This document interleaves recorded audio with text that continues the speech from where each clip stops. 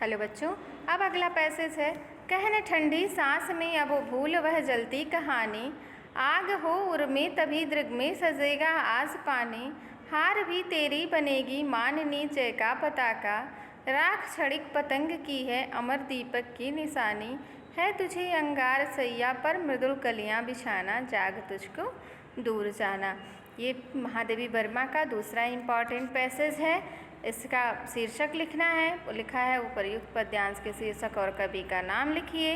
तो लिखेंगे उपर्युक्त पद्यांश के शीर्षक का नाम क्या है। गीत फर्स्ट है, गीत 1 है, कवि का नाम, कवियत्री का नाम है महादेवी वर्मा। फिर दूसरा क्वेश्चन है कि रेखांकित अंश की व्याख्या कीजिए।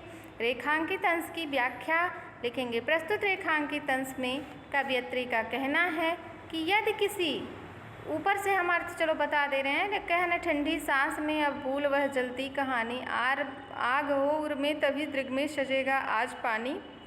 ऊपर के पद्यांश में हम पढ़े थे कि हमें साधना मार्ग पर रुकना नहीं है, निरंतर चाहे कितनी भी कठिनाइयाँ आती हों, हमें उन कठिनाइयों को उन्हें पार कर लेना है। और जब तक हमें हमारे हृदय में आग मतलब किसी चीज़ को प्राप्त करने की इच्छा बलवती नहीं होती है, तब तक हम उन चीज़ों को प्राप्त नहीं कर सकते हैं।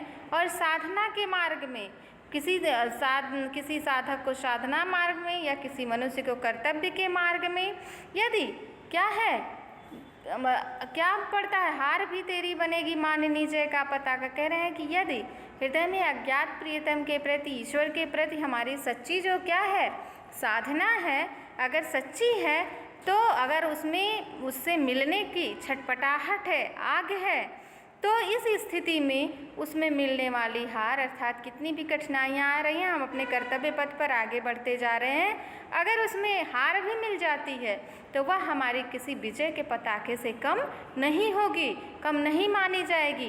कवि के कहने का भाव है कि ईश्वर के प्रेम की सफलता इसी में है कि हम एक निष्ठ भाव से ईश्वर के प्रति प्रेम को प्रदर्शित करते रहें, चाहे उनसे हमारा मिलन हो, ईश्वर से हमारा मिलन हो या ना हो।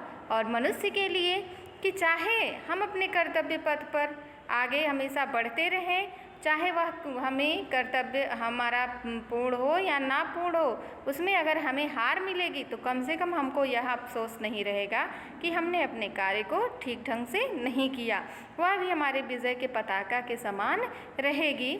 आशय यह है कि जीवात्मा अविनाशी परमात्मा पर अपने आप को मिटा करके अक्षय पुण्य की प्राप्ति करना चाहता है। फिर अगला क्वेश्चन है कि इस पद्यांश से कवियत्री का आशय स्पष्ट कीजिए। तो लिखेंगे, इस पद्यांश से कवियत्री का आशय है कि साधना के कष्टों से घबराकर, साधना मार्ग के कष्टों से, के परेशानियों से घबरा करके साधक को हार नहीं मानना चाहिए। साधना पथ पर मिली हुई असफलता भी गौरव का कारण होती है, वह भी विजय के पताके के समान होती है। अगला है कि किसकी राख अमर दीपक की भाग बनकर अमर हो जाती है। तो पतंगा जिस प्रकार से दीपक पर जलकर राख बन जाता है, देखो लिखा है राख क्षणिक पतंग की है। पतंग मतलब कीड़े। कीड़े क्या होते हैं, दिए के किनारे आगे पीछे घूमते रहते हैं और अंत में जल करके क्या हो जाते हैं, वहीं मर जाते हैं। तो वही कह रहा है, पतंगा जो है दीपक पर जलकर राख बन जाता है, यही उसके अमर दीपक, वो उसकी राख जो होती है उस अमर दीपक का भाग बन करके अमर हो जाती है। फिर अगला क्वेश्चन है, क्षणिक शब्द से मूल शब्द और प्रत्यय अलग करके लिखिए। तो क्षणिक शब्द, क्षण शब्द है, मूल शब्द है क्षण, और इक जो उसमें जुड़ा हुआ है छोटी ई और क, वह उसका प्रत्यय है। तो लिखेंगे क्षणिक शब्द में मूल शब्द क्षण और प्रत्यय है इक, ई छोटी ई और का इक है। धन्यवाद बच्चों। अब अगला पैसेज हम लोग अगले वीडियो में पढ़ेंगे। धन्यवाद।